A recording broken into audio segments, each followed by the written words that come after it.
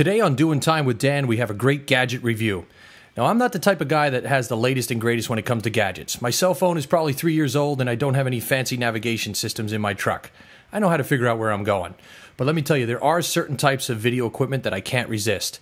And one of them is relatively inexpensive and does a fantastic job. It's the GoPro Hero. Now, this is the incarnation called the GoPro Surf Hero. I bought that one by accident because, to tell you the truth, I didn't really know what I was buying at the time, but it was a happy accident. This base plate is designed to go on your surfboard or your skateboard, something like that. And I'm not the type of guy to do surfing. But let me tell you, this camera has been flying with me. It has been in the ocean, and I've even done some time-lapse photography with it, all of which has come out fantastic. You can't believe the quality of this little box. So let's go in for a closer look. I'll do some cutaways so that you can see the ports and the different menus and functions on the camera.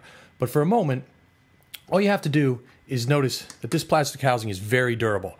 As I said, it's hung on the side of an airplane with all types of weather blowing by it with absolutely no ill effect to the camera. Same thing for going into the ocean. It's waterproof probably down to about 8 or 10 feet, which is as far down as I'm going because I'm not a scuba diver. I do like to snorkel though, and seeing those fish and everything on video the day after is just absolutely wonderful. Okay, there's a simple release on the top. Swing the door down, and out comes the GoPro. As you can see, there's not much to this camera. It's a simple block like that. I have the optional LCD back, which allows you to frame the shot. You can see what you're doing. It also has some playback functions.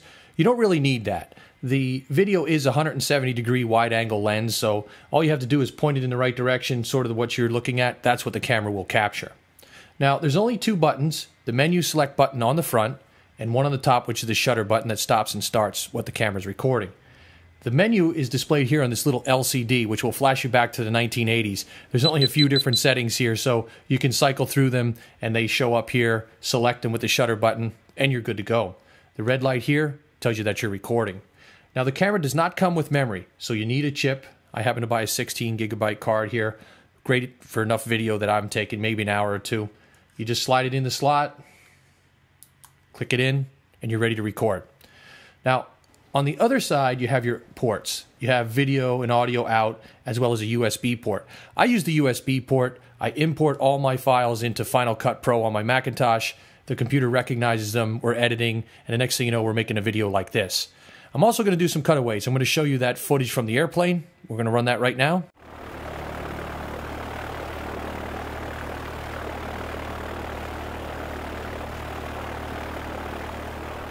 And we're coming back, and here's some underwater footage.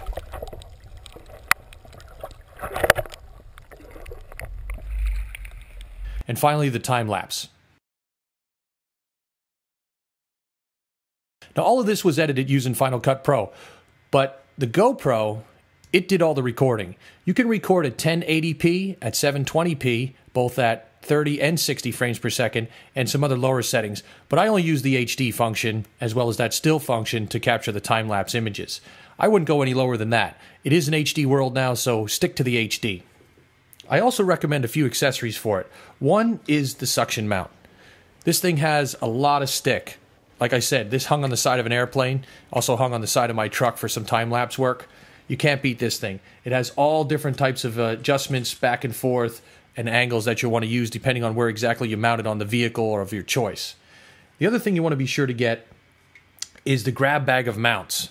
Now, as I said, this came with the Surf Hero, but there's all different types of mounts that go between the main body and what you're actually sticking it to. You might want to hang this camera on the side of your helmet. You might want to stick it to your dog. Whatever you're trying to do with it, that grab bag of mounts comes in really handy. The other thing is you want to make sure to get a tripod mount. For another $20, you get all these accessories and you're good to go. The GoPro Hero has performed, like I said, beyond expectations. This camera has done a job for me in the air, underwater, all different types of places, and for the price, you can't beat it. And in a worst case scenario, something bad happens, you're not out $10,000 or even $1,000. So the GoPro Hero does the job. Highly recommended here at Doing Time with Dan.